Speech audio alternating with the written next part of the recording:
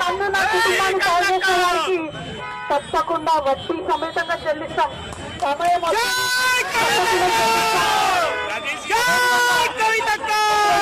సమయంలో మాకు మా కుటుంబానికి తోడున్నటువంటి వారందరికీ హృదయపూర్వకంగా పాదాభివందనాలు తెలియజేస్తా. ఎవరి గురించి చెప్తే అవసరం లేదు. మనము నేను తెలంగాణ బిడ్డను, నేను కేసీఆర్ బిడ్డను, నేను తప్పు చేసే ప్రసక్తే లేదు. నేను మొండిదాన్ని, మంచిదాన్ని. అనవసరంగా జైలుకు పంపి నన్ను జగమొండిని చేసిండ్రు.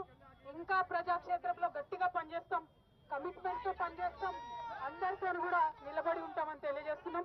We were always tough. We are fighters. We will fight it out legally.